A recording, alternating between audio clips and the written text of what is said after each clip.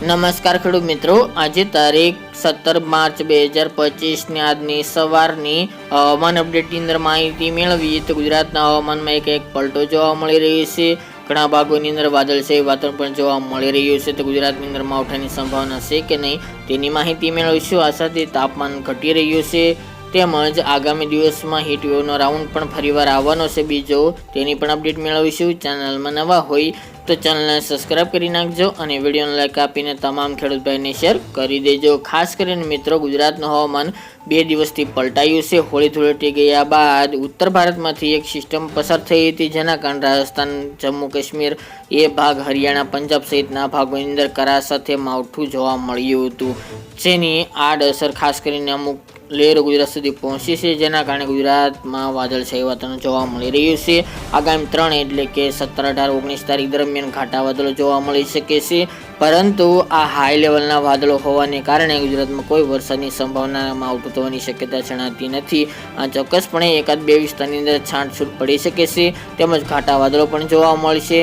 ગુજરાતના ઘણા બધા ભાગોની અંદર વાદળછાયું વાતાવરણ 3 દિવસ દરમિયાન જોવા મળે તેવી શક્યતા રહેલી છે, પરંતુ ખેડૂત ભાઈને મૂંઝાવાની જરૂર નથી, કોઈ માવઠું થાય તેવા સંકેતો જોવા મળતા નથી।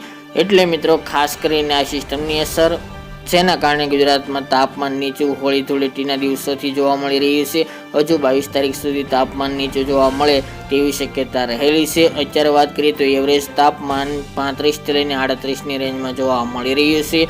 આમ તો ઉનાળો ચાલી રહ્યો છે, બપોર દરમિયાન ગરમી હાલ તો જોવા મળી રહી છે, તડકો પણ અનુભવાઈ રહ્યો છે, પરંતુ ગુજરાતમાં હમણાં હીટવેવ 22 તારીખ સુધી જોવા મળે તેવી શક્યતા ખૂબ ઓછી જોવા મળી રહી છે।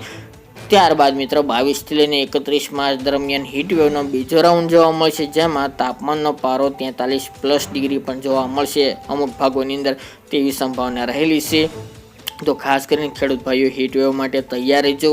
પરંતુ મિત્રો, આ 4-5 દિવસ દરમિયાન હમણાં ગરમીની કોઈ સંભાવના નથી। 22 તારીખથી ફરીવાર તાપમાન ધીરે ધીરે 1-2-3 ડિગ્રી સુધી આગળ ધીરે ધીરે વધતું જોવા મળે અને 40 પાર જોવા મળે તેવી શક્યતા રહેલી છે। બીજા રાઉન્ડની અંદર તાપમાનનો પારો મોટાભાગના તમામ ભાગોની અંદર 40ને પાર થવાની પણ શક્યતાઓ દેખાઈ રહી છે। અમુક ભાગની અંદર 45-46 ડિગ્રી પણ તાપમાન નોંધાય અને ભયંકર ગરમી જોવા મળે તેવી સંભાવના રહેલી છે।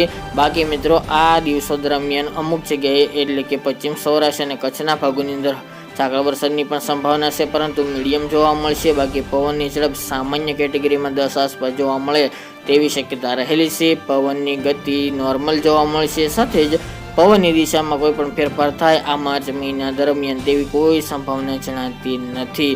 બાકી મિત્રો, તાપમાન હવે ધીરે ધીરે નીચું ચાલી રહ્યું છે, તેમાં 22 તારીખથી વધારો જોવા મળશે। તો મિત્રો, આ ત્યાંની વહેલી સવારની અપડેટ, ફરી એક નવા વિડીયો સાથે મળીશું।